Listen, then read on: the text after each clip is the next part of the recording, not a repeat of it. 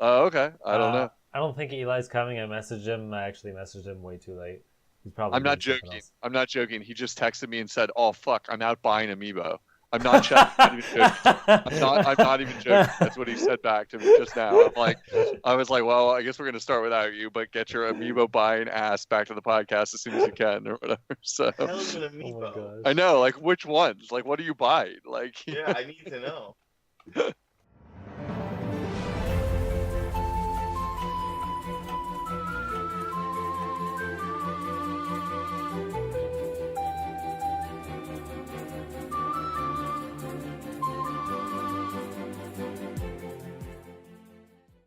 Hello and welcome to the Just Another Castle podcast. I'm your host Matt. With me this week is our pro gamer Mike. Yeah, I didn't know I was going first. That's something hilarious. I would have been like, "You're one of us," you're not Donkey Croc. You're Donkey Gru. Great episode. Donkey Kong Country, Legend of the Crystal Coconut. Check it out. All right then, and our retro aficionado Unoclay. Our dead retro aficionado Unoclay. Suddenly he has passed. That's very sad. Yeah, he laughed himself. Oh, did you hear that? Didn't it come through? Not at all. I screwed up. I'm just gonna say. I was playing a sound clip and it didn't come through. I don't think this headset is interfacing correctly. Well, it was. I think that might be because it's Skype and not Discord. Oh, it I'm is. just saying. It was definitely referencing that even. Oh my god, it was even right. Wait, guys, have you heard what Discord does? Not only can we have It our ruins own your sub-channel- notifications. That's what it does. Special guest representative Discord here tonight to talk. Great episode, guys. Great episode. Off to a killer start here. Everybody's got their stuff lined up and working perfectly. Yeah, that's exactly how it would be with a Discord. And then it'd be like, Mike, you're a bit loud. I'm gonna lower your gains in that. Don't worry, there's automatic gain control. There's noise buffering, echo canceling. Mike could just not digest the microphone. It's too bad. I have the microphone above my head. That's how far away I am from it. You're fine right now. Discord is creating discord amongst the ranks. I have to notice. Exactly. Hey guys, We're losing the listeners. We're losing the listeners, guys. All right, the so game. Yep. Let's get on to our Game of All Times tournament. By now you know the drill, but if you're some newbie just joining the show, at the start of the year, the four hosts of Just Another Castle each named our 8 favorite games of all time. Then, every week, 2 games go head-to-head, and the winner advances to the next round. In the end, 31 games will fall, and 1 game will rise above the rest to become Just Another Castle's official favorite game of all time. If you want to see the current brackets, head over to www.challenge.com/justanothercastle. That's challenge with an O. Also, sometimes our votes result in a tie, and you listeners can help settle the match. If you want to be part of the fun, follow Just Another Castle or the Mango Viking on Twitter, and you might get tagged to throw a tie-breaking vote. Leave luck to the heavens, and leave the pasta casserole to Matt's sister. Oh, it's really cool. It's really cool.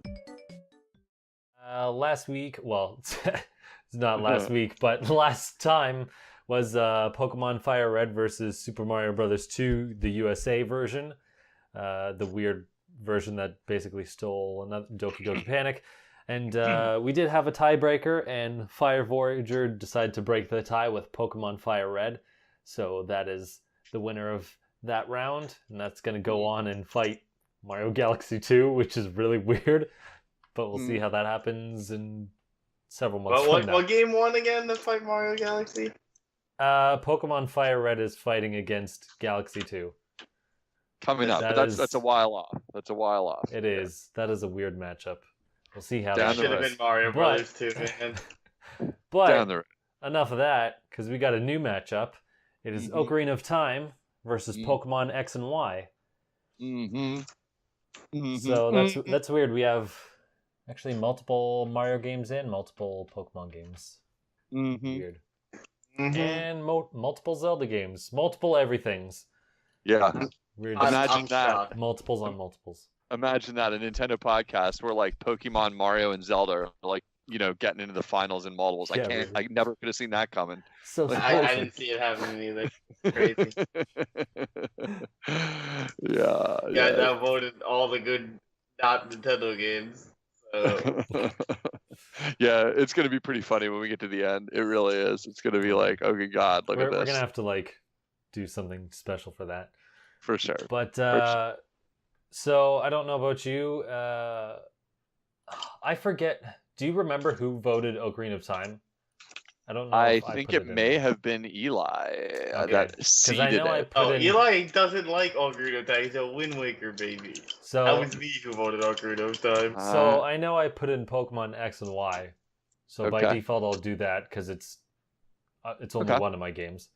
If it's ever two, then we'll just pick whatever the heck we want. But I mean, in fairness, we could just go around and give our vote, and Sure. you start since we know for you, and then we'll just see how all the cards fall, right? gosh, yeah. Oh yeah, and leave Mike to the end to Yeah. do the bullshit Let- tiebreaker. yeah, we can let Mike go to the. Go Oh, to you the want me to be the Oh, man, tiebreaker? no. Of course no, we do. but I know how it'll turn out anyway. All right. I didn't prepare for this, but we'll see how it goes. So All right. I'll start in 3, 2, 1. So I've played both of these games, unlike some of these matchups on this list, and both of them are great. But I'm gonna be a douche, and I'm not really a fan of going back and playing games. And the one thing about revisiting games is you just want to get back to the good parts. You don't want to care. You don't really care about all the filler. You just want to get to the good stuff. And Ocarina of Time takes too long to get to the good stuff. You gotta hurry up, or it takes too long to get your sword, and then I guess Master Sword is well off, but like become an adult and get all these different weapons, and then you gotta get the 3 treasures and blah blah blah. And in Pokemon X and Y, I'm gonna give myself a couple more seconds. You all the new Pokemon, even though there's fewer than before, are all great, and even though it bundles in all the older Pokemon for the most part, I could just play all the new ones and just restart the game playing so many different sets of new Pokemon. And you don't have to wait forever. And there are Pokemon games like Black and White which suck, and you have to wait forever to get any good Pokemon because they all suck, and that's why I hate that game so much. But unlike that, this one, all the new ones are good, and I can just play it forever because there's so many different variations you can come up with, and that gives it a lot of variety. So that's my thing on the thing. That's my thing. That's my thing. Good. Well said, Matt. Well said. That's my thing. That's my thing.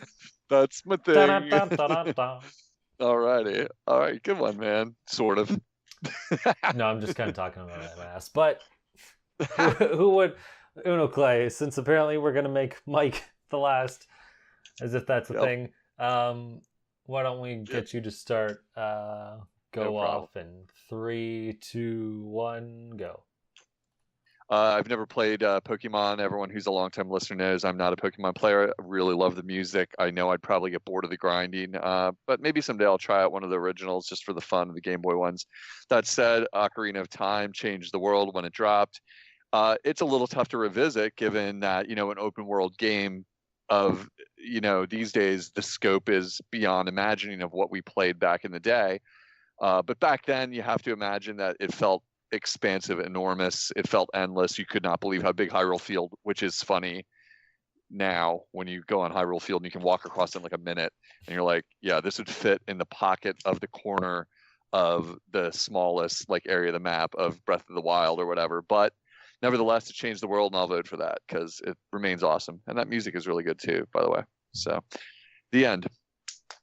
Yep. Nothing too hard there for me. I wish I would know more about Pokemon and have at least played one of them, but it just never attracts me other than the music, which I adore. But yeah. Honestly, the music I don't think has really gotten much better. Really? Well, I would say memorable. It hasn't become more memorable, and I don't think it's like an age thing. Like, oh, you're older and you just remember things because of nostalgia or whatever. I don't think they've been like that memorable. Yeah. Like the battles are usually the most memorable. Like the battle and gym leaders and stuff, but they seem kind of, I don't know, lacking. I mean, I assume Pokemon kind of recycles the same main themes, and just kind of upgrades them and changes them over the course of, time. Is that kind of true? It's like this, yeah, at the very least for the battles, they have a certain melody or whatever, and then they kind of, play with it with different instruments or different I don't know, styles of music. Mhm. I think the Sure. gym battles are probably like actually different, but Okay. I don't know. They're not as memorable, I would say. I see. Well, I really like the bit. I've heard of it whenever I've listened to like playlists. I've Mhm. said it before on the podcast of like, especially the OG, like Yeah, the the like first earliest three ones. are pretty Yeah. memorable, and then it just kind of trails off, I find. Okay, well, it's in any case, I'm also a huge chiptune fan, especially like super ultra early chiptune. Mhm. So that's really what appeals to me. It always makes me want to play them just because I'm like listening to the music from Pokemon Red or whatever it is, the ones from Game Boy. I'm like, wow, this stuff is absolutely killer. And my only familiarity is through playing Smash Brothers, hearing the very, very modern orchestral versions of those songs, and then I hear these like, the stripped down originals, and I'm like, this is just a weird way to come at it, but this is so cool, So maybe someday I genuinely will play one of those just because of the music. I've thought about it a lot of times, like on a Game Boy player or something like that on my TV. I'll try it out for a little while, but I know I'll just be like, oh wait, it's an RPG, But we'll see. Not ruling it out. Mike, tiebreaker, the big Yeah. tiebreaker. What's he gonna do? I played X and Y. I got it before it even was officially Oh, released. yeah, hit the timer. Matt's gonna give you a timer. Gone. Yeah, I got it before it was even officially released because it was a worldwide release. And guess what? It sucks. Alright? Oh, Freaking geez. Matt goes, oh, I don't want to play a game that takes too long to get to the good parts. Bro, you gotta play like a 2-hour tutorial in every Pokemon game. Alright? Alright? And they gotta teach you every game and then how to catch and play Pokemon. Alright? And I'm just saying, Ocarina of Time is one of the greatest games. It's possibly and probably the greatest game ever made. I mean, come on. I'm just gonna say, Goron, Tunic Link, Red Link, alright, Blue Link. That's how iconic. I don't have to name anything about the game. Green, Red, and Blue Link. They're so iconic. People named those colors in Smash. That's hilarious. There you go. And that's all she wrote. That is all she wrote. All right. That's all she wrote. Good call. Yeah, no, it is one of the greatest games. It is, and it's funny because like I can totally admit going back to it is a weird experience, given this, like what I said before, like the state of open world games. It's beyond. It's not like the way platformers evolve, like where you're like, well, platformers are better, but it doesn't mean original Super Mario Brothers isn't still super fun. It's like it literally, like you could fit the whole map of Ocarina of Time in a corner of a modern game, and it's just like it still doesn't matter. It's still a really fun game, and that and Majora's, and we didn't put Majora's in the tournament, and it's like it's kind of a toss up depending on personal preference for a lot of people which one you like better, and they both have that same problem. It's like, well, this world is really small compared to anything you're going to play today, or whatever. But yeah, I still think it's really, especially when they released the 3DS reboot of it, I was like, wow, this is kind of like ideal, because if you're gonna complain about something about Ocarina, for me, it wouldn't even be the small map. It'd be the graphics looking so polygonal, and it's like, wow, once they smoothed it out on the HD remake or whatever you want to call it, 3DS remake, it was like, this is an ideal keepsake or whatever. But yeah, sorry you hate it, Matt. Sorry you're a hater. Yeah, well, so for the record, I just felt like, I'm like, okay, I know it's a better game, and I agree it's a better game, but I'm like, for the fun of the tournament, I'm gonna try to make an argument. And I mean, some of the things the things I said are still how I like feel like, because you go back and it's like, oh man, you gotta wait till you're an adult. Yeah, like have the fun in the game. Yeah, and the like Hyrule Field is also like barren and all this other stuff, but I mean, it's still a great game. Well, I mean, think about it when you first ever was on Hyrule Field. I just wanted to make be a douche for. No, it's good. It's cool. You played your role. I'm saying, think about this. Like, we talk about how Hyrule Field's really barren in Ocarina of Time. Dude, the first time you run into that giant plant monster and you're running away from it, though, he's just a regular enemy. Yeah. But it was like the coolest experience. Yeah. Like, I can remember that. Absolutely. Like, it was so cool. Like, it's like, he's just a common regular enemy. And I'm like, holy crap, and I'm Z-target. It's like, the first time Hyrule Castle, they closed a moat on you because there's night gameplay, and you're like, oh my god, I'm stuck out here, man. You gotta fight the little skeleton kids for like, 2 minutes, because nighttime's not that long. Like, yeah. Yep.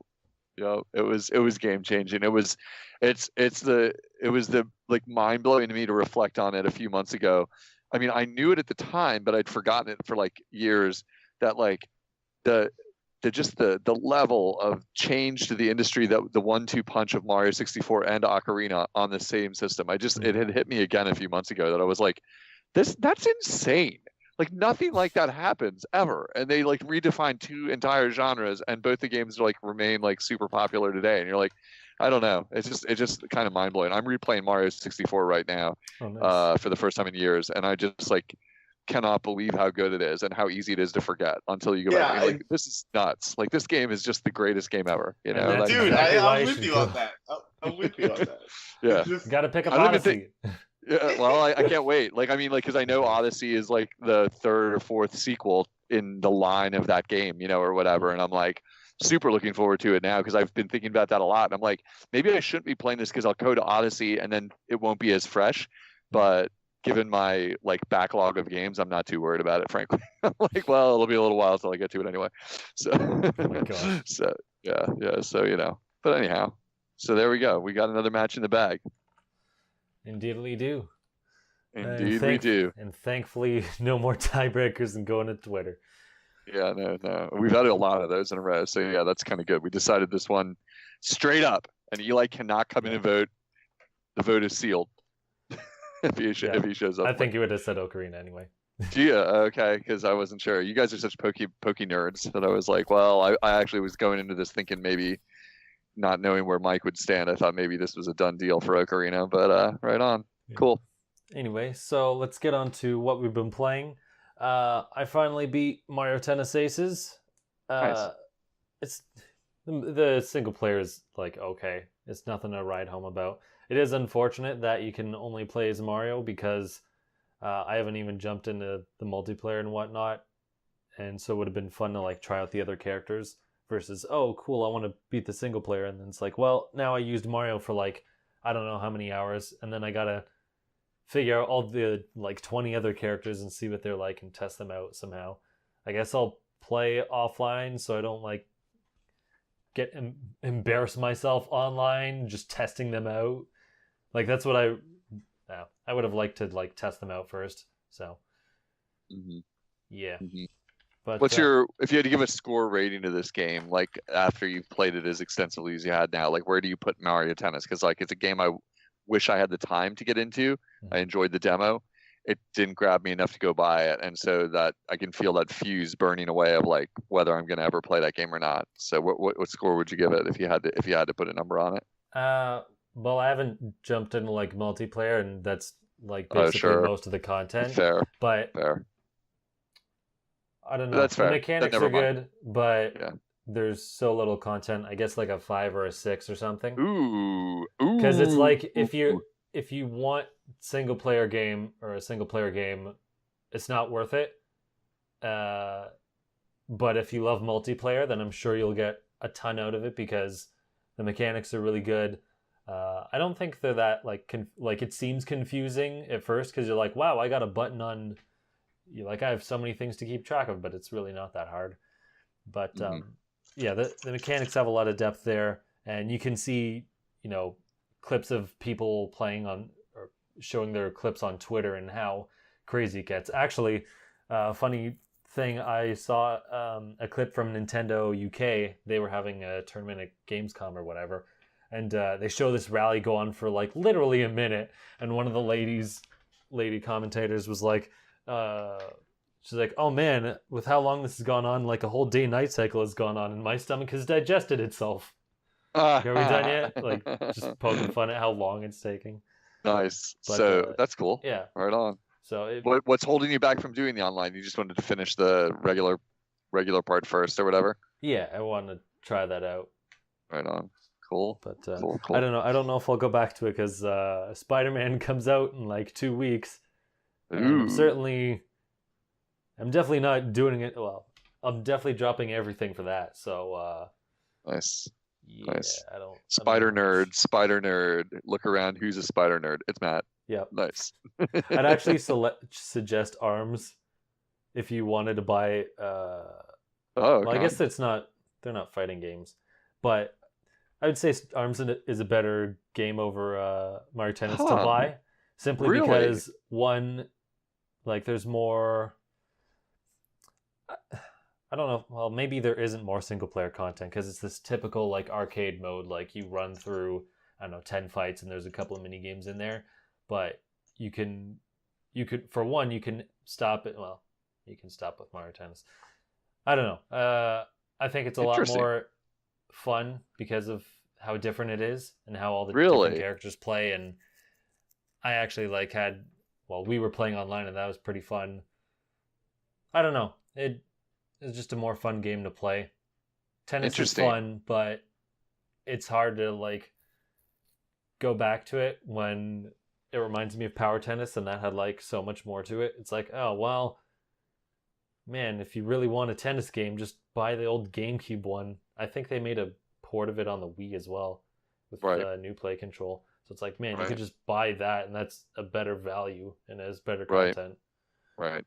That's interesting that But- you'd say that. That because I played a lot of Arms, as you know. We played each other a few times, I think, and I thought it was such a limited game that that's almost a slam on it because I sold my copy. I didn't hate it, like as you know. I just felt like I'm definitely never going to go back to this that much, even though I still have a little bit of fondness in my mind for it when I think of it and when we talk about it here, you know, or whatever. I'm like, oh, yeah, that game was pretty cool. Yeah. Like, you know, it was fun, but it's just like it was so limited. And that's an interesting comparison because I can see it just from the demo of playing tennis. I'm like, it's tennis. Like but it did have that neat like timing mechanic, all that stuff, like you're saying, the volleys and then gauging the other person and like getting the specials off and getting the meters to charge and getting that, you know, getting that stuff going or whatever. I don't know. I'm tempted to play it at some point. One of my really good friends has it, but he's been so busy all summer and so have I that we haven't gotten a chance to even hang out. So I know he wants to get me to sit down and play it with him a little bit. Maybe that would hook me. We'll see. Yeah. But interesting. To be fair, I think Arms is on my mind because I was just talking about it. Sure. I left a comment about it today and someone was bringing it up, so it was kind of on my mind for that reason. But at the same time, I want to go back to play Arms. Whether I do or not is another thing. Like just because all the different characters they've released and how different they are, and I haven't played like half of the DLC characters versus Mario Tennis. It's like I could see myself like not caring about going back into it. Yeah. Like even if I don't go back to either game, it's like I still would like to go back to Arms. I don't think I would really care about going back to Mario Tennis. Mm-hmm. Yeah, which is, there's too many games. I have so many games that I look at in my house at this point like that I'm like, oh, I wish I had time for you. Like I look at Doom I finished and played the multiplayer online, which is like your standard multiplayer arena battling online, but it was fun. I could see spending hundreds of hours in it if I didn't have other games, you know, just playing that. And then I'm like, when am I going to do that? You know, when am I going to have the time to do that? You know, it's just like, I don't know. Well, that's Crazy. a funny problem because I realized like within the last week, I'm like, oh crap, Guacamelee 2 is coming out. That's cool.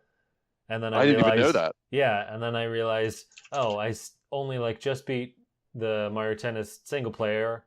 Should I play the multiplayer and like try other characters, or because I got it as a gift, or should I just dump it and play Guacamelee 2? And then I'm like, okay, well, I know some other games are coming out. When are they coming out? And it's like, in 2 weeks is Spider-Man. Then a month from there is like both Mega Man and Super Mario Party at the same time. And I know I'm probably going to spend a month with Spider-Man at least. Mm-hmm. And then like there's a month break and then there's Smash. It's like crap. Yep. It's like, should I squeeze this in now or should I wait 2 or 3 months to play it later? I don't know. Spoiled people with too many games to play is the name of this podcast. I know the problem. My first world problems. How am I going to solve them? How am I ever going to play all the games I need to play? Yeah. Well then, what else you been playing? The other game I played, which I was hoping Eli would be here to talk about it, but it's called Keep Talking and Nobody Explodes. Oh, I know that game well. That's a great game. Last weekend. Yeah, it came out a couple of years ago. Eli actually reviewed it recently for Nintendo Enthusiasts, but right. Mike played it. Yeah, it came out for VR first years ago. I know Mike's played it because he had some early videos on it, and that was amazing. And I've been playing it with one of my friends, and it's a great game. So how it works is It's an asymmetrical game, and it's not even on the Wii U. The one thing the Wii U had going for it, and it's not made Right. for.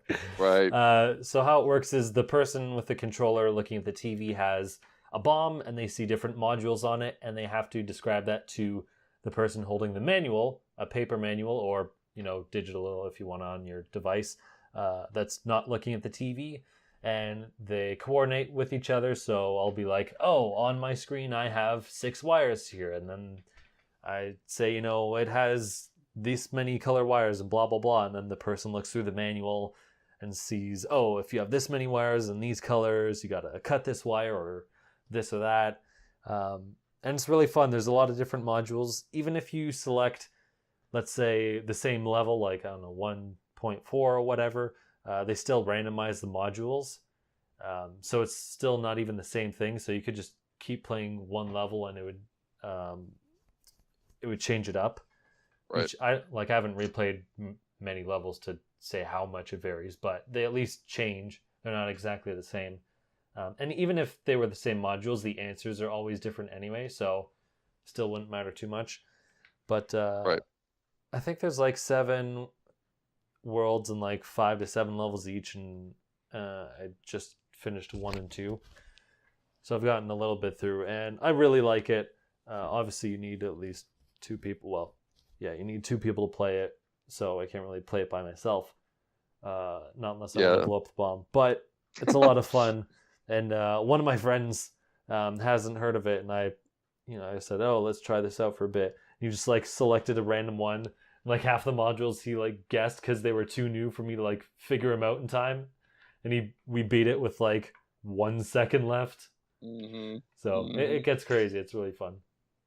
Yeah, that's ironic. We were just playing it it's literally the one and only game I have on Steam, that I signed up for Steam to get it because I think it was Mike's videos of it that turned me onto it years ago. And that game is hilarious. Let me tell you though, don't get super wasted and then try to play it in the middle of the night, because that's what we were doing. And like me and my one friend who've played before, we were competent because we've played it before, so we could do it. We weren't doing great, but we could do it.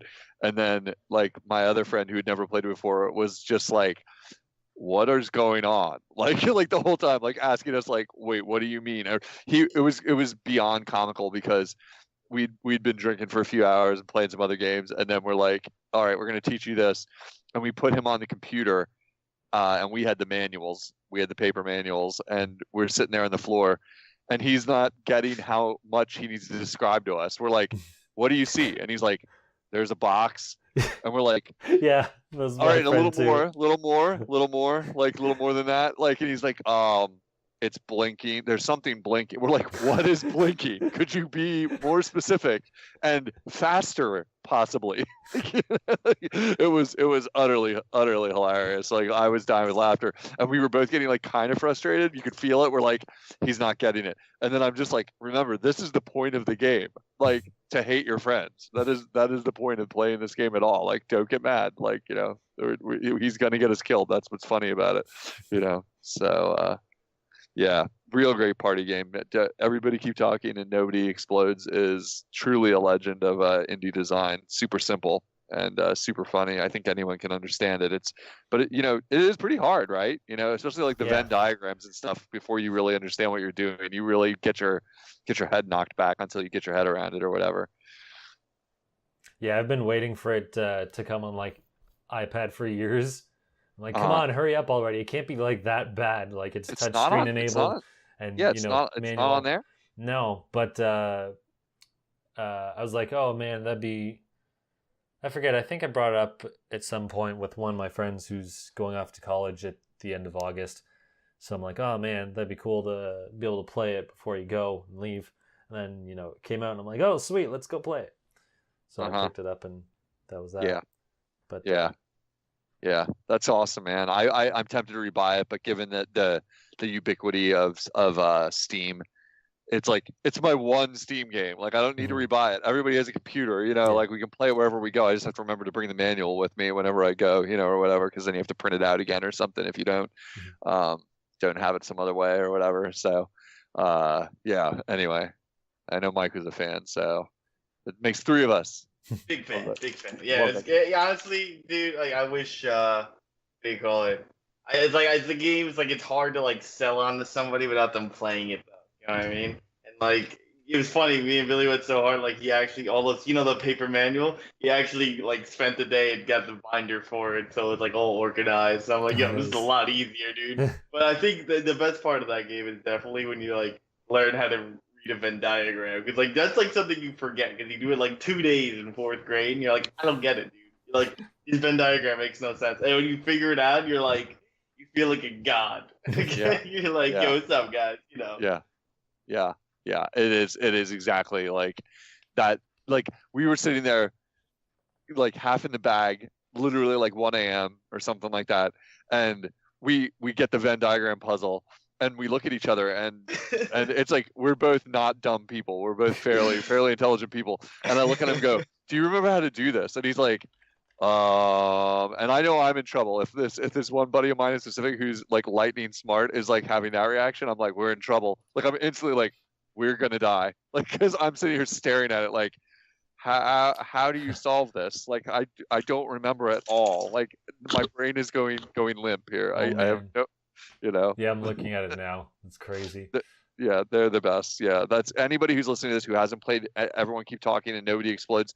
Go and watch some videos on YouTube, especially look for pro players playing it because you will see some insane videos out there of people playing it via Skype with like teams, and it is just nutty to watch it. When you see people playing it with like a whole team, I wish I knew the guy's name that we watched a ton of videos when we were first getting into it. It is absolutely hilarious to see how good people can get at this game. Like especially once you've played it a little bit, you'll be even more impressed. Like because they're solving puzzles with only a few moments. Like they're so they get so adept at understanding the underlying puzzles like of the game, but it nevertheless remains fun when you're brand new at it. It's like being MacGyver but cutting out all the cheesy plot and just getting to the part where MacGruber has to disarm the bomb.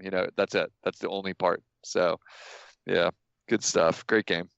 My friend decided to skip ahead to a harder one, and I'm like, okay, I guess, thanks. And it was the Morse code one, which I didn't play first of all. Difficult. And I'm like, okay, so there's a pause, and then you got to tell me if it's the light flashes or if it holds. Yep. And he's telling it to me, and I'm like, okay, that's like 17 different lights way longer than anything I'm seeing. I don't know how to interpret this. Oh, it exploded. Yeah. The Like, Morse code one thanks. is not easy. Yeah, that is not one of the ones I consider easy. I remember you have to find that break in the code, and it's so difficult. They make it just threshold of difficulty that like even if you've done it before, you're like sitting there staring at it and being like, I'm not sure. I really apologize, but I'm not sure if I'm telling you the right code here. That feeling. Yeah. Great game. Game of the week. Let's call it game of the week. I don't know. Sure, let's do that. Why Yeah. not? Nice. But Mike, what have you been playing the last couple of weeks? I'm at the end of my game of Ys Lacryzima, whatever. Ys 8. I'm at the end of that finally. I was grinding it the last week. I really just got into it and couldn't stop playing. Yeah, I did play Mario Tennis. The other modes finally. I played with my friend. We played some local multiplayer. Like you said, it's not really that much to the game, so it's definitely a 6. It's not worth full price. Mm-hmm. But what do you call it? But I did the Joy-Con, motion control mode. I did the big giant tennis ball mode. We did, doubles. We did all that other stuff. Let's see. I'm trying to think if I played anything else, but I don't think anything is coming to my head. I'm like, I turned on. I was playing some Melee, obviously, just because I'm getting excited for the new Super Smash Bros. Ready to be disappointed that it's not Melee. No, I'm not one of those humans. No, but, I know. One of those humans. Yeah, but no, dude, I don't know. I hear that K. Rool Gangplank Galeon, whatever. I can't even say words right now. Freaking remix every time, and I'm like, yo, this is the shit, dude. Like, I don't even care. Like, that makes his announcement trailer even better. So I'm just hyped for that, man. And then that's why I'm back in Cali, so I was getting re-prep for the move. But Nice. I think I should be done with Ys this week, within the next 2 or 3 days, and then onto that I might go back to Xenoblade, or I'm just gonna wait for that Spooderman Nice. Yeah, dude. Nice. You a big fan of Spider-Man? Hell yeah, bro. I Yeah. wear these Spider-Man wristbands everywhere I go. I used to work in Forest Hills, bro, where Spider-Man is born and raised. Nice. Nice. Oh, bunch of nerds I hang out with. How cool. Oh Lord. Good stuff. Cool. Unoclay, have you been playing much? I've been playing stuff, but I'll keep it nice and short because we got a lot of news to talk about. I nothing too new for me. I've been playing some Skyrim in my free time because I downloaded that and I mentioned it before, and just walking around like you do in Skyrim, doing random crap and kind of enjoying it and just learning the ropes and all that stuff, upgrading my character and learning magic and stuff. And Yeah, so like you said before, you're not really much of an RPG person, and this technically isn't like turn-based or anything. But what do you think of it? Well, when I say, to be specific, when I say I'm not in RPGs, like to clarify, because like so many games have RPG elements. Yeah. So like this game has lots of them, but this is an action, adventure primarily. So like that would be a qualifying thing. Like I don't really have the interest in playing, Xenoblade, where it's turn-based kind of stuff, where anything where you have a recharge meter and you stand there and look at animations rather than controlling the action. Boring, like I don't want to do that. Like, I mean, I'm not going to say Skyrim has the deepest combat ever because it sure doesn't. A lot of times I'm either just hitting them with a battle axe and going clonk, I win, or or I'm really trying to be a magic character because I could tell it was the hardest after a few minutes of playing the game, and so I'm really going the magic route, which definitely makes it harder, and like working on that stuff, like so that and it's a lot of times just backing up and throwing fireballs, and that kind of combat. But I enjoyed it. Who doesn't? It was a game that really was very popular, and I can completely see why. It's so enormous, so much to do if you feel like it, and the world's really beautiful. And everyone warned me that like once you play Zelda, it's going to feel really empty comparatively, and it does. And I'm like, yeah, there's no Korok seeds. There's nothing hiding under every bush. There's a lot of me just like running or fast traveling, because I'm like, there's not going to be anything to find really, because I've already ran through that area, or whatever. And I haven't played that much. I'm only maybe 20 hours in, like, and I know how big the game is. So I know that's like nothing. And most of it's just me screwing around. Like, honestly, it's like me walking places and like looking at stuff, or whatever, and that kind of thing. So, and I finally learned to quick save all the time because like at first I wasn't. And then my friend told me that's even a meme, that game is just like a classic PC game where you just save every few feet. Yeah. And I was like, oh, yeah, that makes a lot of sense because I keep getting my ass kicked. And then I'm like really pissed off because I wake up and I'm like all the way back at this castle that I left like 20 minutes ago. And I'm like, oh, that's how this game works. And then I feel like I'm cheating because I'm saving so much. But my friend's like, no, that's totally expected with this game. So yeah, that and I've been revisiting Mario 64 I mentioned before, just because I think I was just having a hankering, to play classic Mario and try something out. I threw it in one night and got sucked back in and realized how much I remember I love that game. And I've 100%ed it before, probably twice according to my save files, but let's go for a third one, So yeah, that's it. That's it. I'm about to be traveling. I'll be off the podcast for several weeks at least. It looks like for the next couple of weeks, and so I probably will download and play some new games while I'm traveling. Nice. I'm in fact trying to decide this week because I'm leaving really soon. Gonna get a couple things in the queue to mess around with. But Skyrim is such a big game. I honestly could see myself just playing that a lot of the planes I'm going to be on and stuff like that. But we will see. So. Check out Bomb Chicken because I probably won't be able to for some time. Bomb Chicken. It's probably on my list because I think you mentioned it before. It's probably in my eShop list or whatever. But there's so many really good games that we all know are in the eShop that I'm like, it's going to be tough to pick. I like some high contenders would probably be Splatoon DLC, or because it's like single player, so it's good for a playing kind of situation. Or maybe like Resident Evil Revelations 2 I've wanted to play for a long time. And then about 90 indie games that are like just in my queue that I've heard are good and, want to check out. Kiro Blaster is one that I remembered came out for Switch recently. That's by the guy that made Cave Story, one of my all-time favorite games. And I've heard it's not nearly as good as Cave Story, but it's considered to be a semi. It's like a heritage sequel, not a sequel, but like in the same style. And to me, that's all I need to hear, even though I've heard it's not quite as good or anything like that. But yeah. So lots of games, people. If you haven't heard, get on the eShop. You'll be like, what the heck is going on? You know? Yeah. Dude, there's too many games. I'm like, I still gotta get WarioWare Gold, man. You know what I mean? Oh my gosh. Yep. Too many games. This is absolutely true. Speaking of games. Yeah, speaking of games, Matt, what else we got to talk about? Let's get to some. There isn't really like specific news, so we're just gonna run through some topics and see what sticks.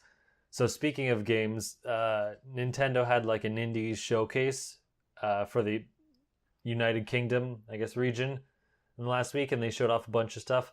Most of it, I'm pretty sure all of it is still applicable to like North America anyway. But it's also weird because now North America is getting their own Nindy showcase tomorrow or today. If Wait, you're what? listening to this. Right. Yeah. I didn't even remember what day. I just Time checked travelers. it like now. I'm like, oh right, that's Yeah, tomorrow. I thought it was like what's later in the talking week. about? Nope. But Okay. I'm sure a lot of those will carry over. But there might be some new ones coming out. So that'll be cool. They showed off some cool stuff in there. Some that's releasing soon. Morphe's Law released like that day. It's the one where the multiplayer game where you shoot and you make yourself bigger, but then you can't access certain parts of the map and things like that. Yeah. It looks pretty neat. It looks cool. It's like a little bit of a Splatoon clone, but it looks really cool. The concept is neat. The way you get bigger and smaller, depending on how much you're getting shot or whatever. That's a neat idea, you know. Yeah. So. Yeah, there's a lot of Well, stuff. wait. If we're talking about Nindies, there's only one game that's important. The game Matt already played on his PlayStation. It's called Hat in Time. He said, it's never coming to the Switch. And then Clay played Super Mario 64. Boom. Inspired game makes it. Thanks to Clay. Boom. It's true. I actually haven't played it, but I did buy it on Steam like 2 or 3 weeks ago, and I'm like, oh, it's only like $12 or whatever through the Humble Bundle. Sure, I'll buy it because I'll probably play it eventually. Now it's coming to Switch. There's no release date for the Switch, so I still feel good about my purchase. I don't feel like I'm screwed over, but yeah, that's good for people who want it on Switch. It's finally coming. Yeah. Who knows? By the time it comes out, I may not have actually played it because it's on my PC and I hardly touch it. So I might just pre-buy it anyway. What like genre would you consider Hat in Time? Is it a 3D? It's a collectathon.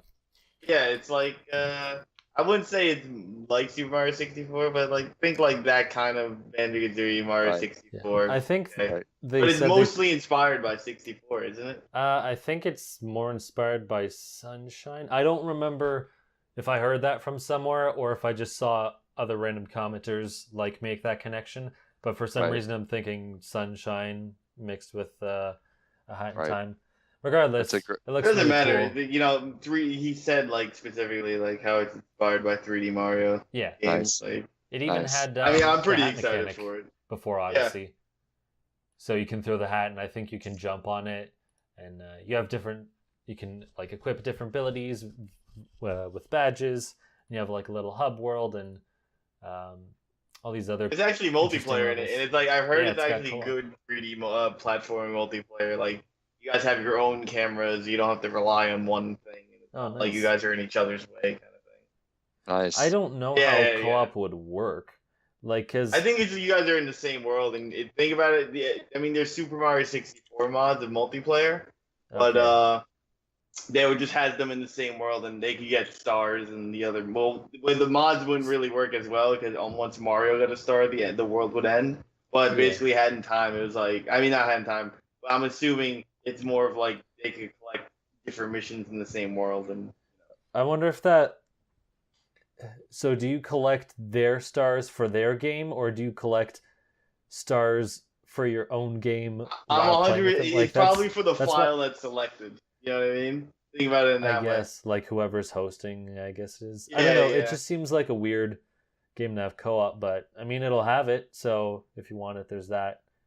I mean, like if you look up co-op, it's like the very like first like people ask for it. Like it came out like it was like patched in like co-op. Mm-hmm. And I think it was one of their goals or something like that. Yeah, I think it was a stretch goal. Hey, I mean, off Brandon news, Clay, they have now HDMI adapters for Dreamcast and original Xbox. Since I know you Huh. like to get those, so they're like It's $29.99. I think something pound or whatever. But yeah, nice. yeah. I was like, that's your retro news for the week. There Yeah, you go. pound. It's called Pound, and they just gotta look up HD link cable, and it'll say for Dreamcast or Nice. I'd have to look into it because those kind of like easy solutions like that are always I'm alys a little skeptical of something like that. Like let's take a system that wasn't designed for HD and give you a super easy solution to make it like upscale. I'm always skeptical. I'd need to read more about it because like I'd want to look around and read some like people who are resolution specialists to like review it because it just sounds too good to be true. Like when you think about the technology involved that a cable could solve it. Like it's like okay, like Yeah, take that this there's system no that doesn't broad. modification involved. Yeah, there's no like actual computing going on, like literally a cable.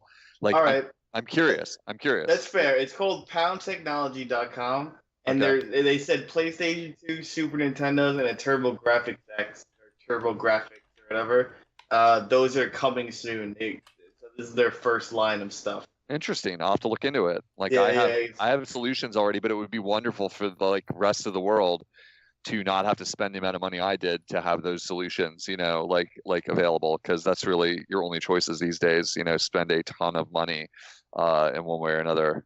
yeah. To get them to even connect to an HDMI. You know what I mean? Exactly. Exactly, because I'm playing Mario 64 on an HD TV from an original hardware, but between the TV and the system is, I'm looking at it right now, probably in the neighborhood of $450 of like Cool. upscaling and cables. You know what I See, mean? and you're doing it without like okay, if people like are kind of like this to get off topic because I've done something similar to this. I'm like, oh, I could totally play it like through HD, but you can't just plug in HDMI through Yeah. that because there would be so much lag and like Yeah. the input delay would be insane where it's like Right. not possible.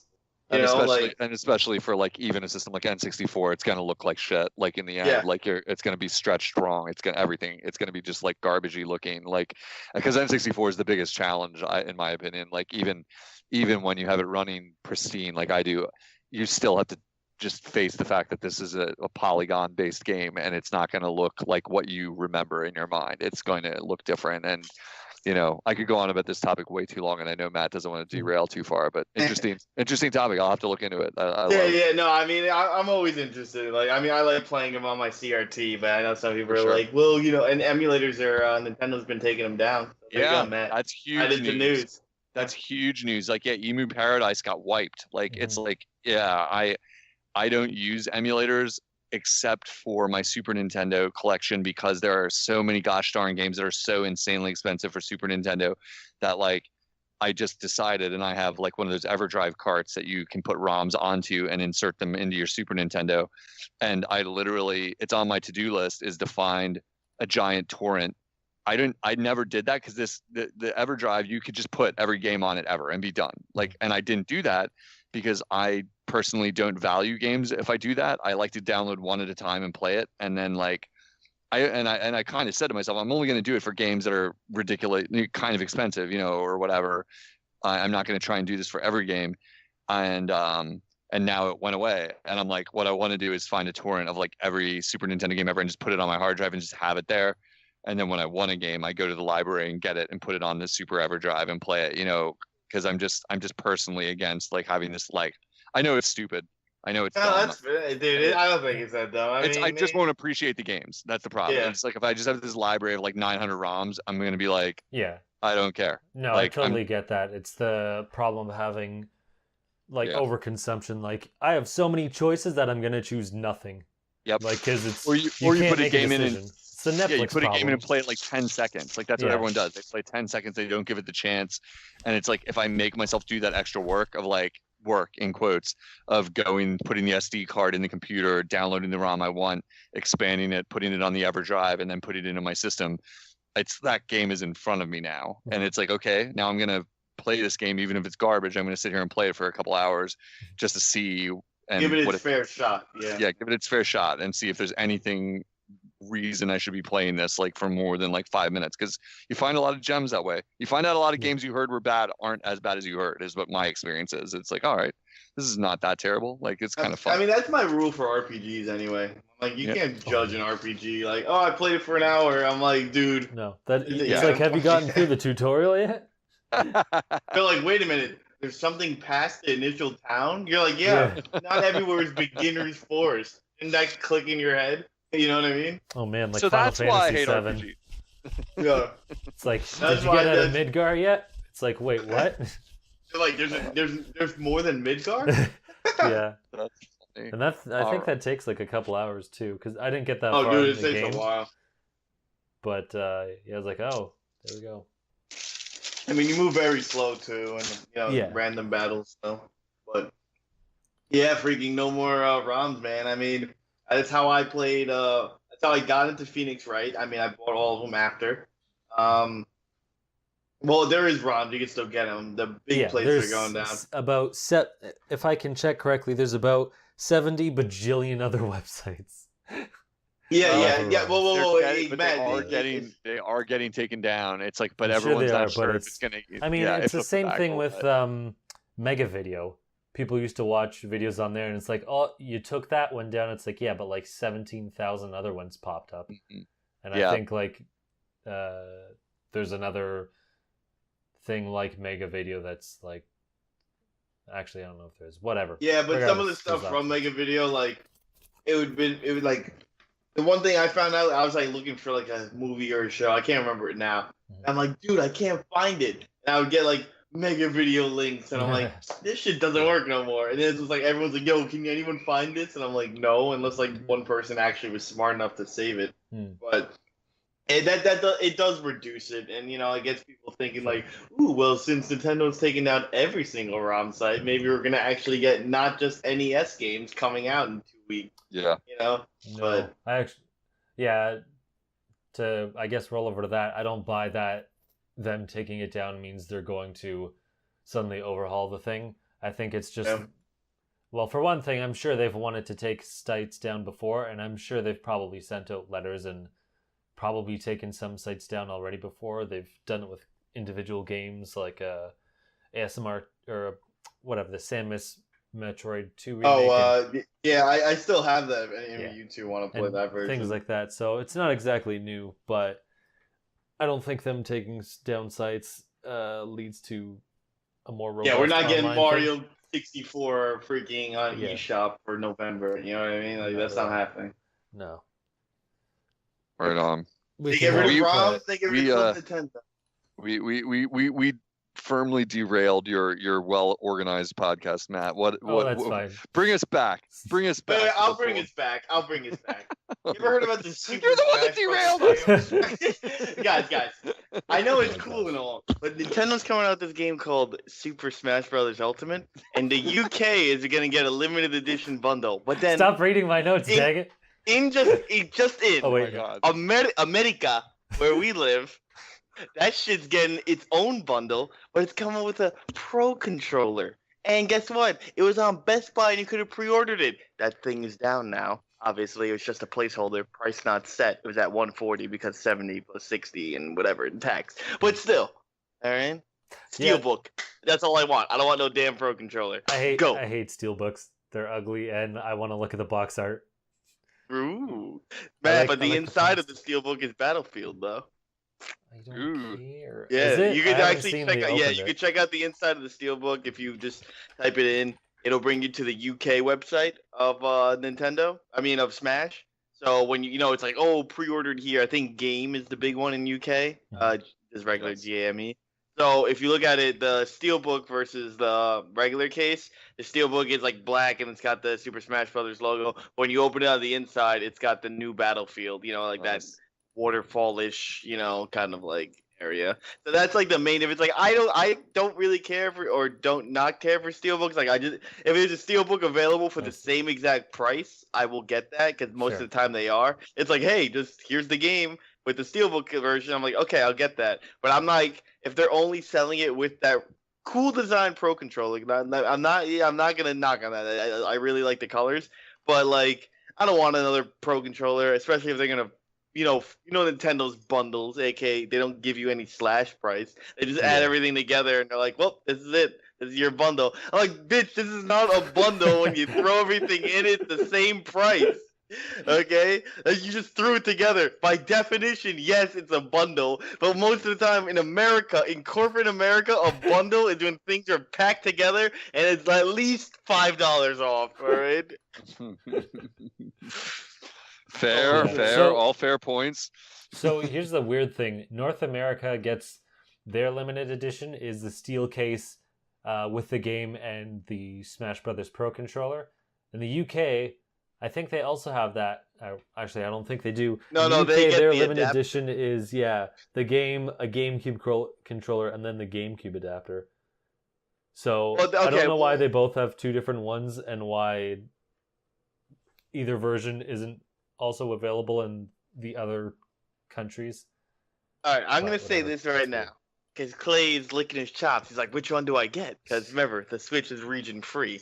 I was like, "Don't worry about it." Import is a crap. All right. If you want to import, you get the same exact GameCube adapter. There's nothing different for all the plebeians out there who had no idea. Like, I need this one. Go. No, no, guys, you damn nerds. You don't really need it. All right. Second off, it's coming with that new quote new GameCube controller. Like the only difference between last year's one is like the Smash logo is using the Ultimate logo rather than the Smash Wii U one. AK Smash Wii U one was on fire. This one's got like that simple kind of like slanted design. You can see it again if you look up the UK one. But the Pro controller, which is both are going to be released anyway. I think the Black GameCube controller you could pre-order on itself. But oh really?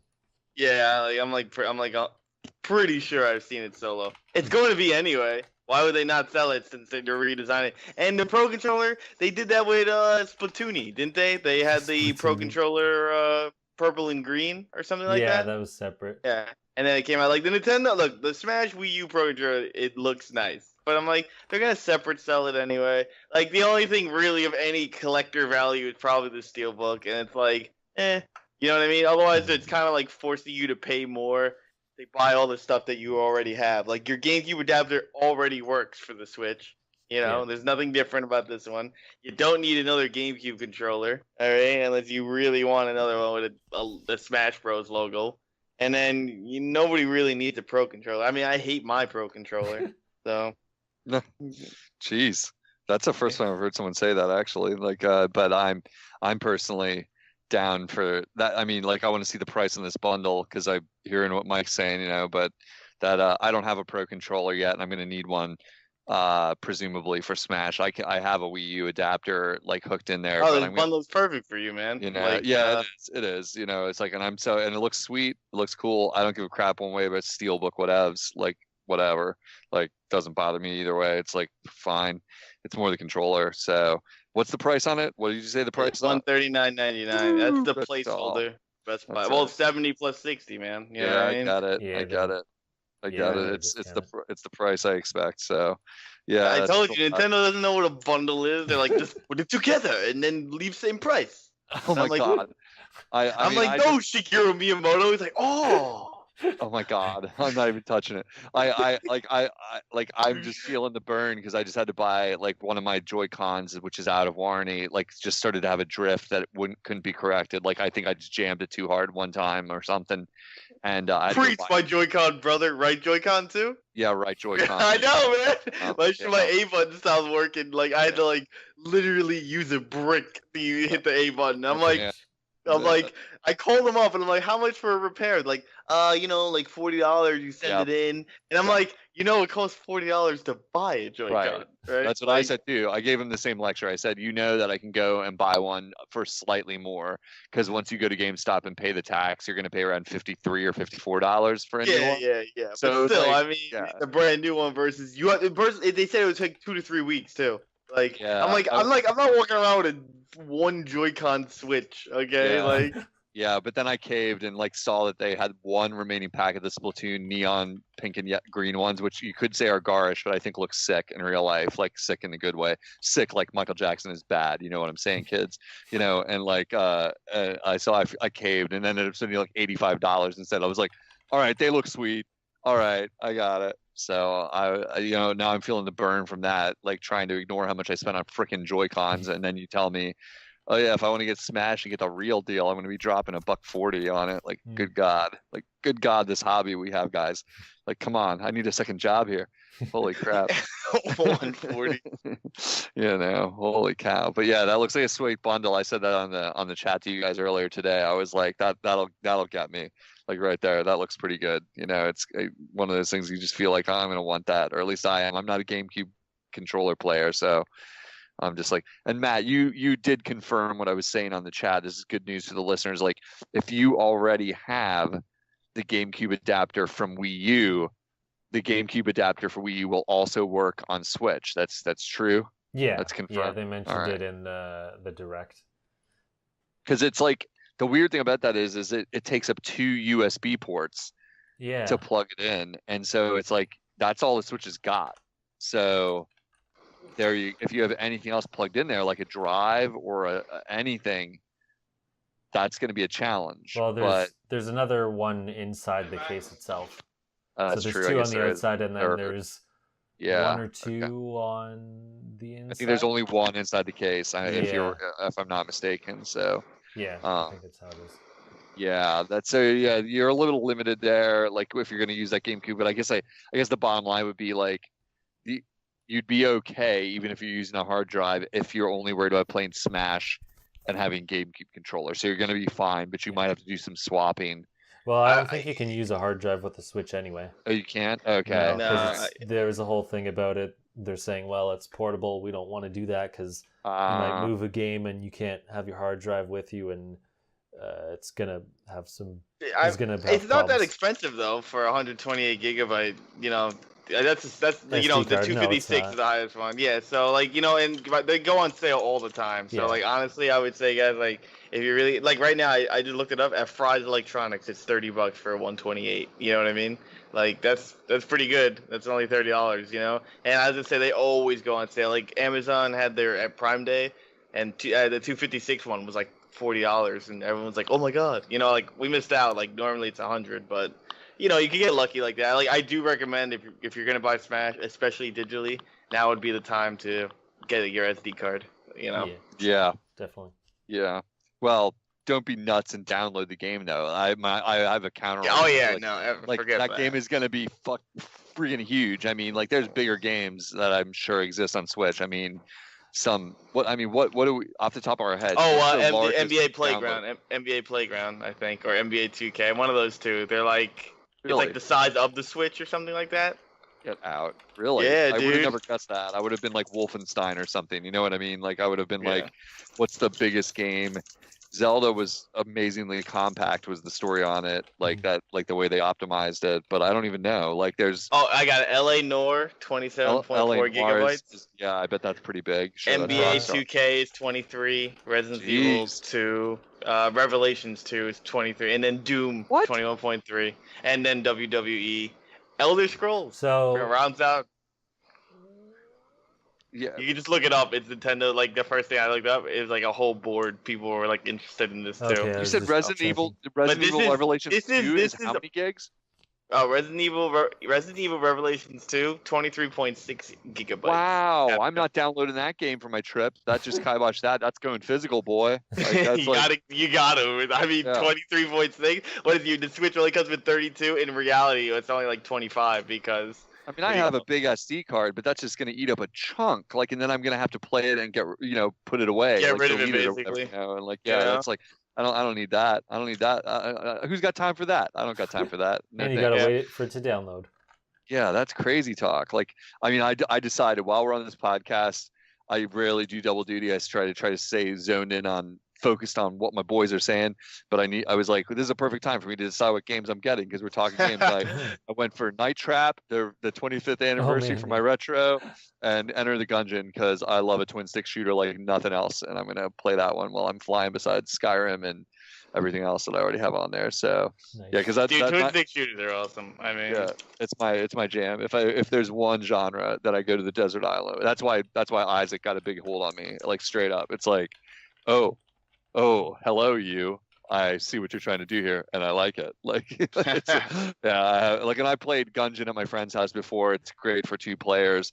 It's not as good as Isaac. The graphics are a little more janky, but it's the same idea as Isaac, and it's got kind of a silly, like, kind of tone to it. It's like very cartoony twin stick shooter, and like, you can play multi together, and it's difficult, super difficult, like those games. So and Night Trap, I'm just never going to spend the money to have the system to play that on. So I was like, I got to get it now that they're releasing it. It's like, it's out now. And it's probably hilarious. I'll be laughing out loud on the plane at like the goofy crap that game represents. But so boys. Well, what else, Matt? We're derailing the crap out of your podcast here, dude. Yeah, so skip ahead. I'll probably jump back and forth. So we have found some details on their online service, or at least the cloud save backup portion. So saves will automatically be backed up to the cloud at regular intervals. They didn't define how regular, but it will do it automatically. You don't have to prompt anything. And they can also apparently your save files can be transferred to other files or other devices. Yeah. Which is weird. One, because people won that before, but 2, because it's also, I guess, exclusive to the subscription, which seems stupid that you have to pay to be able to move your file to something else. Nice. It's really awesome that it sounds like they're going to do it, but like, really? That was my reaction. I was like, really? I'm going to be able to log in and play like my Skyrim file on someone else's Switch? Like I mean, isn't that how it's supposed to work? Yeah, but I mean, I that's guess not so. Nintendo. You just download the save file. I mean, to be fair, you probably just log into your account anyway, so then your file will only be attached to your account. Because I think how it works right now on Switch is if I made a new account for a game and I play that game, it'll act as like a new save file anyway. Because I think they're like separated by account. So I mean, that wouldn't be too crazy, like if you think about it. But that's some stuff. And apparently, you can also use voice chat in the online NES games. I don't know why. Oh, in case you want to talk smack. I guess, but not in any other game they have. Yeah, but I mean, what not needs it more? In the current games that they're gonna foster the online crowd for, that they keep releasing content for. No, you don't want those people talking, but those 30 plus year old NES games that people are gonna play for 5 minutes and get rid of. Those are the games you want an online community. Can't you not? You don't even get to hold on to them, right? Like they go away. They're part of the month or something like that. No, they're yours. Oh, okay. But I can't. Yeah, that's just weird.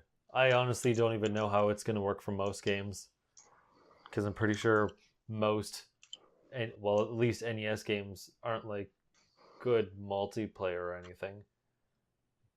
But we will see. Other than like maybe Super Mario Kart, Super Nintendo, but. We don't have a date yet, though, do we? We don't have a date. Like sometime in September. Yeah, I think it was mid or just whenever. Yeah, it's funny. I'm going to be traveling. I'm going to get home and be like, "Why isn't my Switch connecting to the internet? Like, what's going on here?" Like, yeah, it's truly what's going to happen. Most likely, I'm going to probably be away when it drops. That's pretty crazy. Neat. I'm looking forward to it. The cloud saves alone. I mean, I was like making fun of the rep when I called them the other day, a little bit in a polite way, like, because they were like, I was telling them my Joy-Cons broke. Oh, we got to troubleshoot. Yeah, I'm like, all right, I know. And we go through the things and it doesn't work. And they're like, well, do you have another Joy-Con there to test it with? And I'm like, I do not, but I have friends, so it's a good idea. I'll go to their house and test it to make sure it's not my system, that it's in fact the Joy-Con. And she's like, yeah, because if you can't test it, you have to send us the system too. And I'm like, I'm not gonna do that.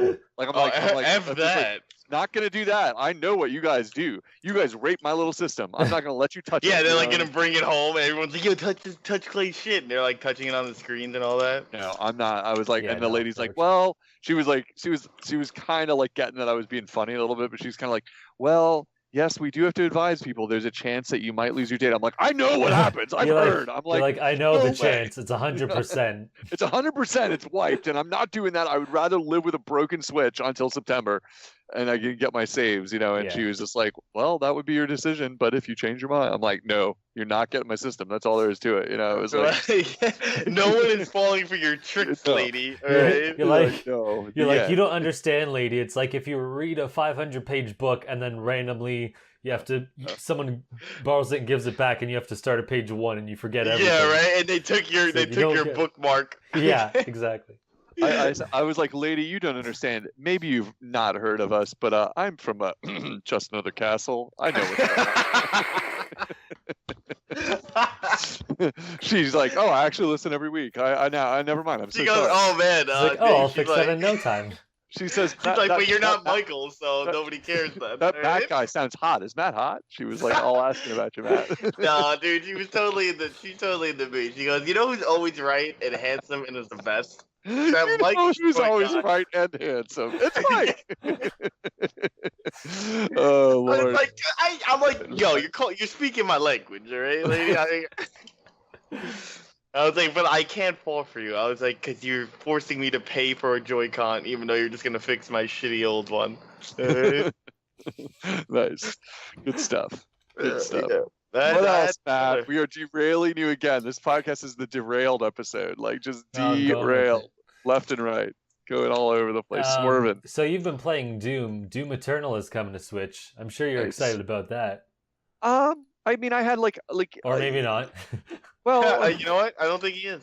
well, I'm in the middle. I mean, like, I more than maybe some gamers like need a little bit of time off between things. Sure. And I only just finished it like a couple months ago, and it's really cool. And so, like, am I interested? Yeah. Is it going to be the exact same thing, more the same? If that's what I end up reading, it's going to decrease my interest a little bit, which I'm sure it's going to be pretty similar. I mean, the first Doom reboot is awesome. I mean, it's just like spooging everywhere. It's just nuts. Like, you're just like, all right, shoot everything, blow everything up, just unload bullets everywhere. It's really cathartic. It's really fun. Graphics are awesome. It ran really well on Switch, relatively speaking, and a little bit of slowdown here and there, but really cool game. Tentatively interested, but I haven't played Wolfenstein yet. If you're going to put it, put games in a bucket, of that sort. And so it's like, I could see myself playing, for instance, that before I would go to another Doom game, just for a change up, just to try something different. But I really did like Doom 1. So you're right. Like, I'm glad it's coming, and I'm sure people will be psyched, because, I mean, is it coming roughly the same time as it's coming to other systems? Do we know? Are we getting a delayed Switch version, where it's kind of like, I forget if it was this game or another, but I believe it's coming like either the same day or within the same time frame. I mean, as long as it's in the same time frame, that'll be fine, because a lot of people are in that boat that everyone's in, where it's like they'd rather buy it on Switch if you have the choice and it's going to run well, because why not have it portable?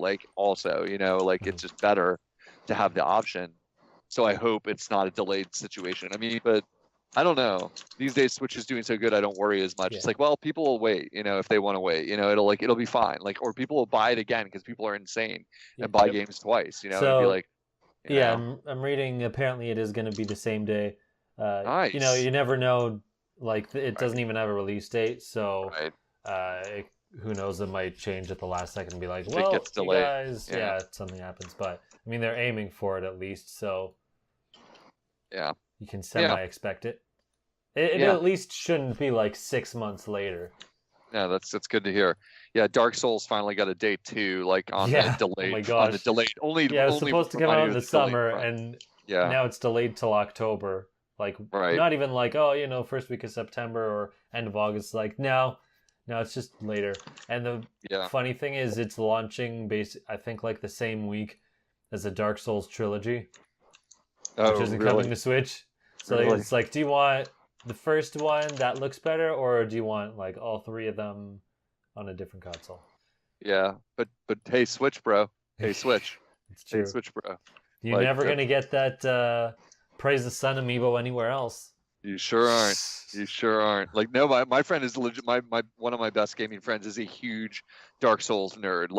Has finished it multiple times. I've mentioned it before. Just just the biggest fan, and he is owns one amiibo. he has Ike because that's who he plays in Smash. Like that's the one character he likes, and he's like Ike. So he has an Ike sitting there, and he's like, I'm getting a second amiibo. Big decision time, He's like, I'm getting a second amiibo. He's like, I gotta have the Sun Salutation amiibo. That is awesome that they're doing that. I'm like, I don't even get the joke. He's like, you'll play it and you'll get it. And I'm like, all right, I can't wait. So yeah, it's so I think it'll do well because like I can just see the rabid devotion for that game from some people. It's just like just levels of like interest in that game that are unparalleled by other things. That I'm like, all right, like I'm looking forward to playing that. For sure.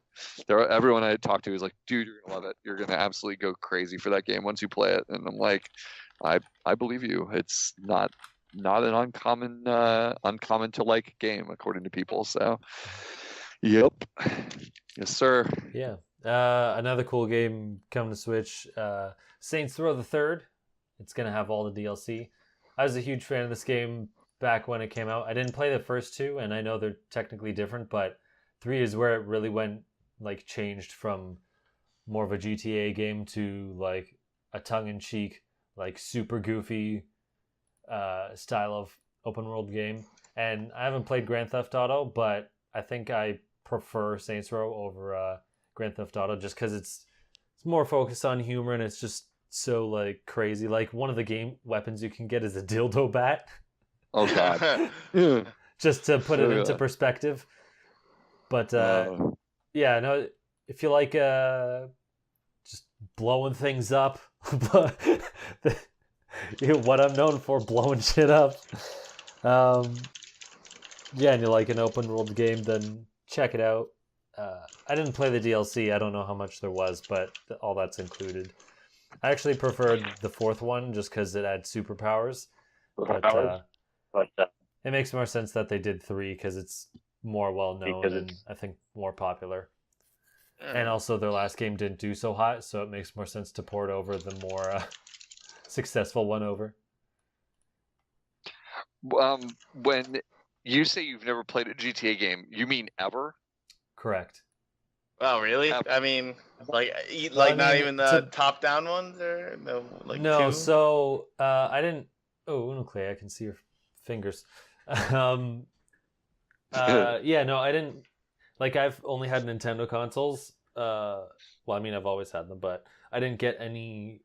I only got like a PlayStation or any other console with the PS3. So that's like where I really started to play anything different. It's amazing. So, it's amazing. Yeah. Even I have played like GTA, Vice City, and 3, and San Andreas. Like even I mean, you had a PS2, right? Yeah, totally. Yeah, I didn't. Yeah, I mean, I borrowed one from my friend to play Ratchet and Clank. Yeah. But yeah, totally. Yeah. This is amazing when I feel like I can know something about a series that like, you guys like multi-console guys, like, I'm like, those games are hilarious. Like I've heard a lot about Saints Row too. So like maybe sometime I'll get around to playing it. Like what, off the top of your head, do you know what company makes Saints Row? Like what development studio or whoever? Like, cause I mean, Rockstar, is notorious.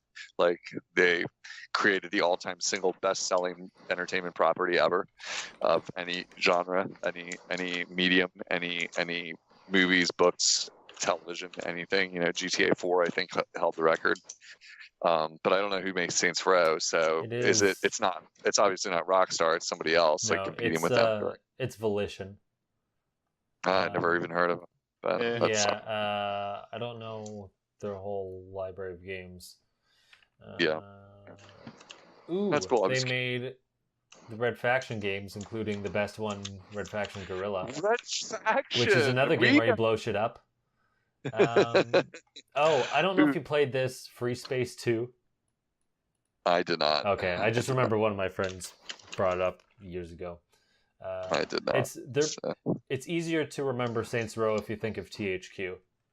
Because they published it and THQ went belly up.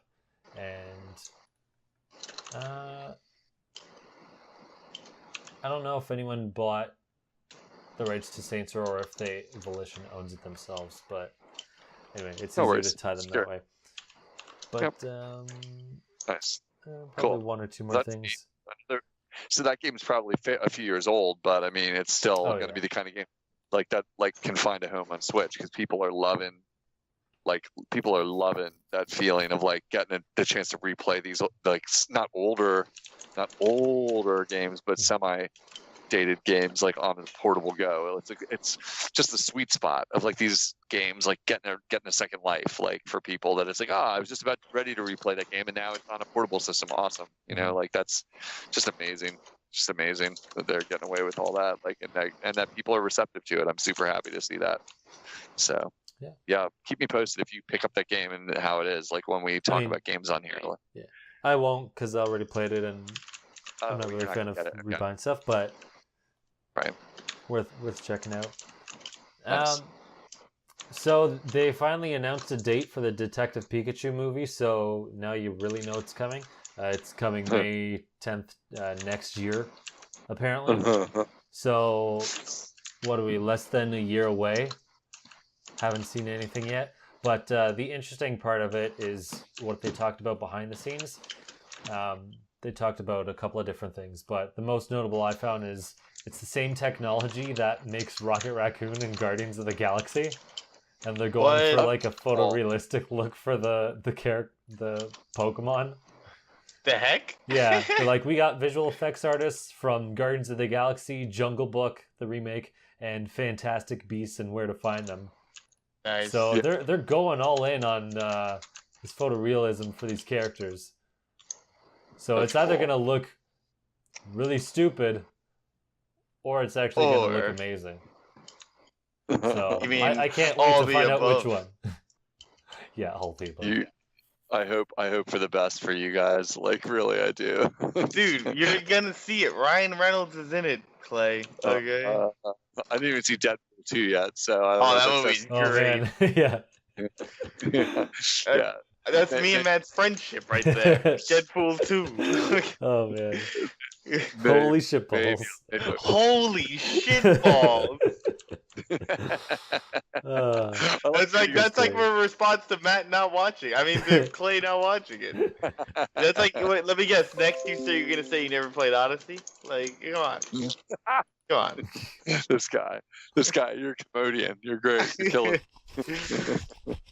All right. Come now, child. All right. Well, let's finish off this news segment with. There's a few more things, like my boy K. Rool. The fans banded together. I saw that. I saw my homies. Yeah, they all came together and made a fan letter thanking Sakurai for bringing him in Smash, because they've been like rallying for him on Twitter for like a couple of years now with their own like. I think campaign. like 4 years. He said he's having like that's when they made the account or whatever. Yeah, it's been insane. That's great. Good for them. I thought it was just a nice thing to bring up. I feel like that's such a strange character to want, for me being on the outside of it. Like it's like, who cares? But I'm happy. You're a madman, dude. I care. Hey, Rool, you know what I mean? Like it's like he's such a why not like let's all get behind Toad, like a Wart from the end of Super Mario 2, why not? It's such a tertiary character that I'm like, I mean, it's not that I don't say they should be in, it's more that it got so big for that one character, like that it was always a little bizarre to me, but I was like, hey, I'm genuinely happy that if it makes people happy, it's a freaking video game, so hooray. Yeah. No, I'm there with you. It still is like one of the weirdest additions, I think, even with the other like third parties. It's like Simon, I expected. King K. Rool is still weird. Yeah. It's like this one character that hasn't been in a game for 10 years, and even that game was like a spin-off, and it's basically all like forgotten about except for like the Smash community, and it's just surreal. I'll be honest. This might not take kindly to this, but maybe he will. I don't know. Mike is the unpredictable member here. For me, it feels a little bit like it's a how to say it. It's like a meme that grew like a snowball rolling down a hill, and then it got to the point that like it's not even like people wanting it. It's almost like wanting to see if like it's just like happen. the thing of it in, and then it's like there's a certain amount of like subtle. Can we make Sakurai do what we want to it, like just by keep saying it, and then it happens like eventually, and it's like because he just gives in, and it's like okay, fine, it's what you want, and it makes people happy. It doesn't change the fact that people are going to be happy over it, but like literally like. What why isn't the outcry for ice climbers as big as that, or whatever? I mean, I guess it was, or whatever, like when they were taken out or whatever, it was like kind of like what, or I don't know, I don't have a good example handy of another character, but So like I agree with you, but with a different know. character. With King K. Rool, I think people like genuinely want him. The scenario you described is how I feel about Waluigi. It's That's just what I like was it about to became say. a I meme. was literally gonna Like, say there you that. go. Oh man, it was There a you meme go. all this time, and then like slowly people like started like actually wanting him, despite the fact that he, one, doesn't headline his own game, two, only has personality in Right. like very small doses, and it probably has to do with Brawl in the Family and Power Tennis, which has like a 5-minute CG thing. Like that's the most character he ever has, and Right. like now people like really want him, apparently, I guess, to the point of like Yes. threatening Sakurai, and like people have to make posts like stop being dickheads. Like Yeah, it went from yeah. like meme status to like I'm gonna murder you status. Like geez, one, Yeah. relax, and two, I'm like, he's already in the Like, game. what? He's a garbage assist trophy. yeah, we get to beat him up. Yeah, and he dies. I mean, you get a stock point now. The assist trophies count, bruh. Oh, that's Yeah. right. If you kill an assist trophy, it counts now. I'm assuming you can turn that rule off because that seems like a major change to the game. Like, or well, I guess you. Oh yeah, I mean, I think that's the big thing about this new Smash. It just seems like there's so much customization. Know what I mean? Right. So. Right. Yeah, that's just crazy. No, that's a great example. Like for me, it's like that's the irony is like since I was the one like kind of calling it out there, the irony is I'm like, oh, I get Wario better. I'm like, well, to me he's more core somehow than K. Rool, like who's like a rare like boss. Like he's rare in two senses, get it? Like and it's just like but he's just a little bit he's outside the family a little bit. Where I'm like, it's the same with that. What's the guy's name from our Mario RPG that I know you won Gino. that? Oh Gino. yeah. Mallow's cool. better anyway, but yeah. It's cool. I mean, like they can bring him. I'm not against it. It's just like. Well, Sakurai actually wanted that guy, so that's different. Right. Sakurai actually wants freaking Gino.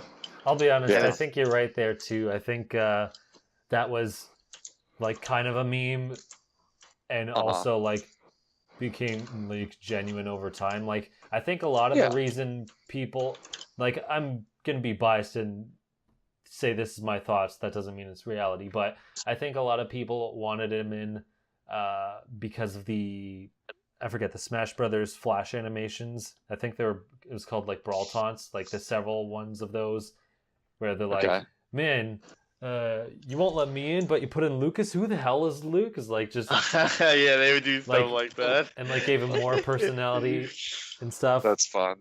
I think that might have something to do with it For sure. because I think that was For before sure. Sakurai like mentioned Gino anyway, so it's not like people could have been tainted like, oh, he said he won this, man, I wish that happened. I think it was like before all that. I see. But okay. yeah. Anyway, yeah, it's fine. I mean, it's just these are just freaking video games in the end. Who cares? Like if people want it, they want it.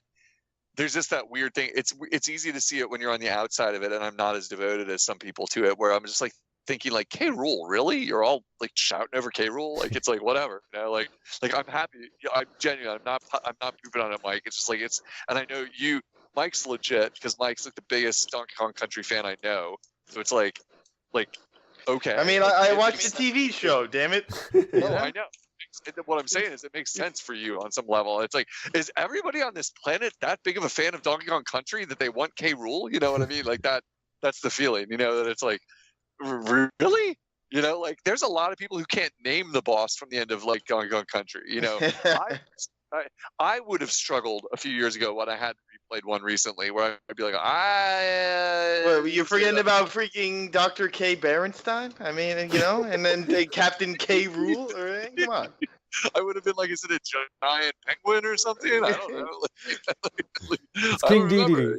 Yeah, King Dedede's back. Okay. I feel like, is it that guy? Yeah, he's kind of lame. Like, is that the boss? Like, I don't know. Yeah, it's just funny. It's the way these things grow and get like memeified. You know, it's like people need something to believe in, maybe, and that's all there is to it. So it's like, and why not believe in K. Rool? So hey, It's a religion. you know, Believe in K. Rool. He will come right back. on. You know, if you can't believe in DK, believe in K. Rool. You know, that's it. So Believe in the K. yeah, I Rool don't that know. believes in you. Yeah, dude, he does. He does. He wants the bananas. It's his great backstory. Yeah. It's like as big as Waluigi's. It's like he wants bananas. He wants to steal the bananas. It's awesome. Yeah. Speaking of Smash, we won't put this on too longer, but since Smash is on the topic, apparently the amiibo functionality will unlock characters.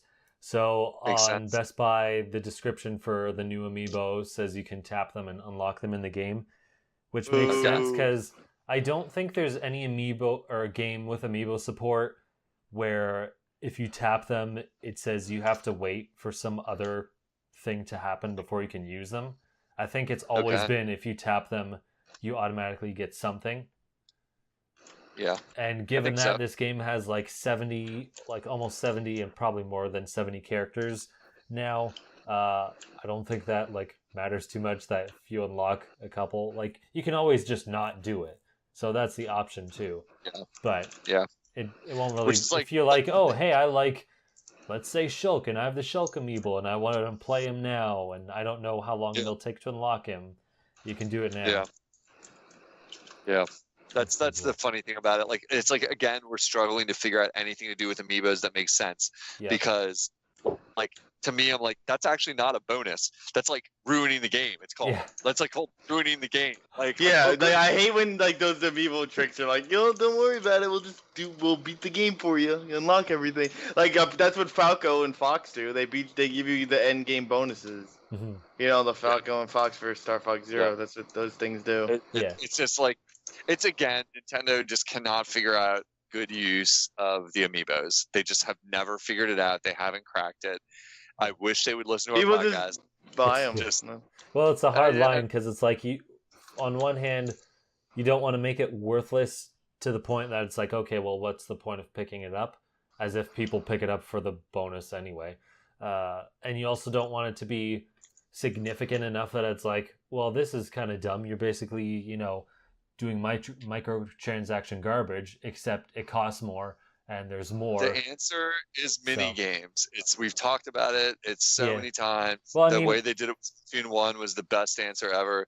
They need to put mini games in the games. Like nothing Oh substantial. my that you're gonna gosh, could cry you about. imagine if each amiibo came with like an NES or respective mini game? Exactly. Brawl did Listen, that. They I know came, that came was in with the shit. game itself, but that'd Not be even, insane. and not even a full game. Not even a full NES game. Like you could just get away Sure. with like something funny, like a time attack, a score attack. Like Yeah, you scan the Shulk and you get dropped into like a Xenoblade map where you have like 60 seconds to kill everything that's there. In this like low res, low poly like mini game that's like, all right, or anything, just anything Yeah. goofy. That'd be like some Yeah, that'd be score cool. attack that you could post in your feed. You could just like take a picture of it, put it in your feed, like check it out. I got like killed 70 enemies in like 20 seconds. Whatever. Mhm. Like anything.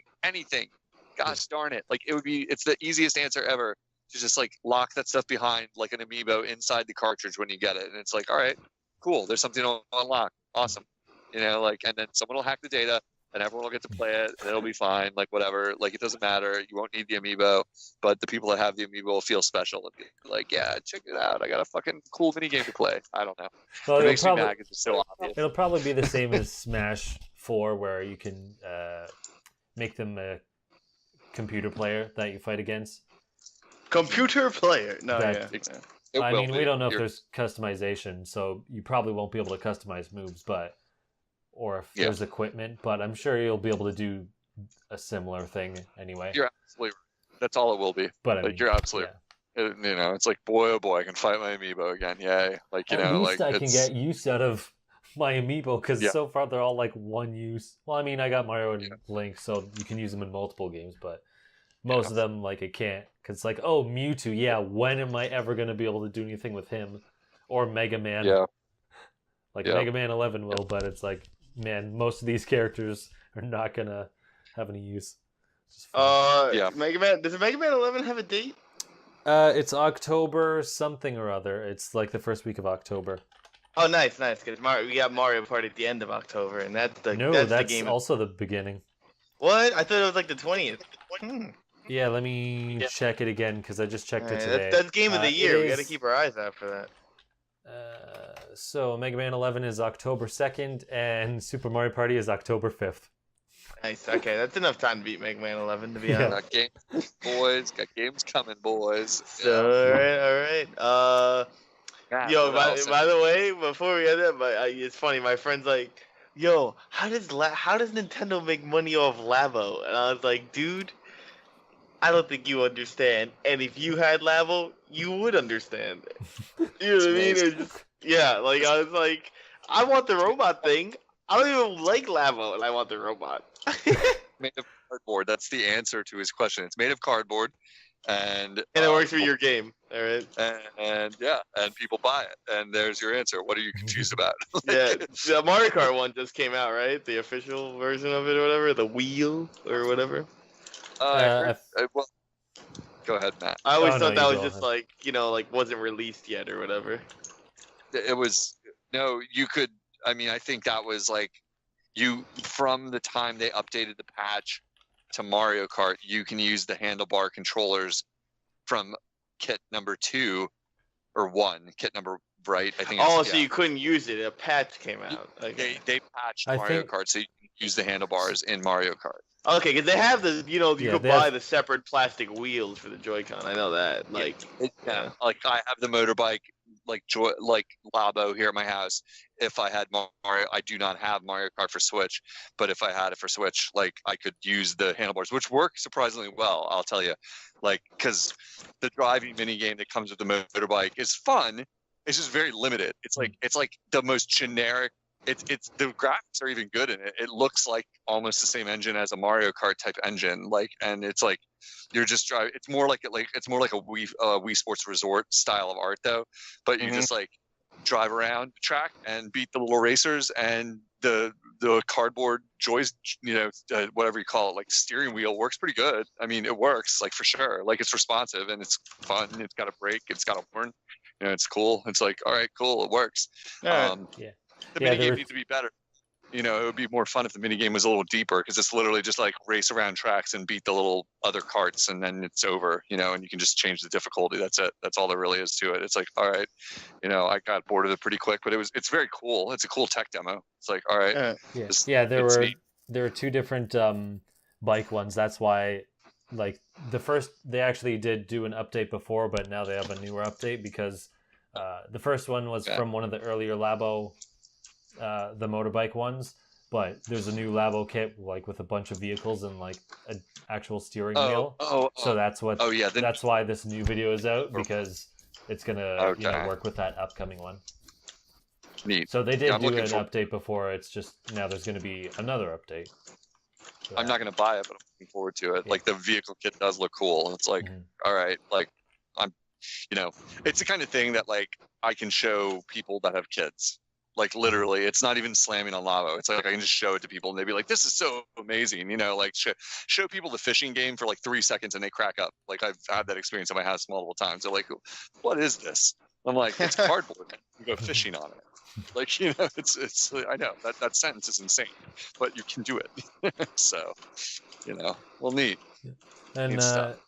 one last thing, Mike, did you play Xenoblade Chronicles X?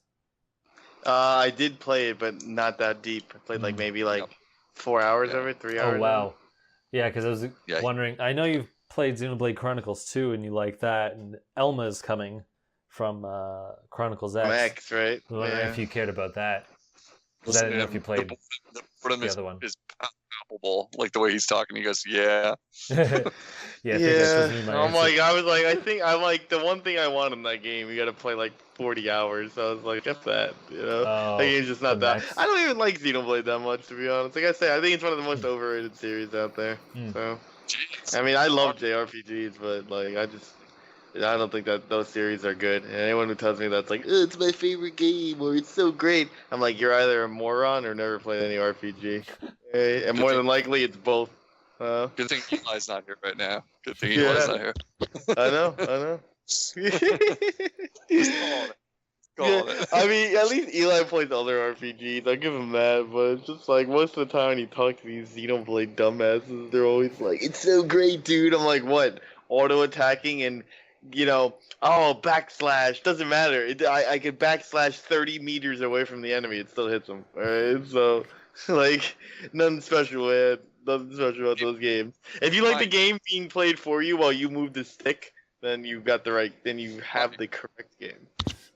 Mike, feel the power of the Monado. Oh, it's ride time. Like, backslash.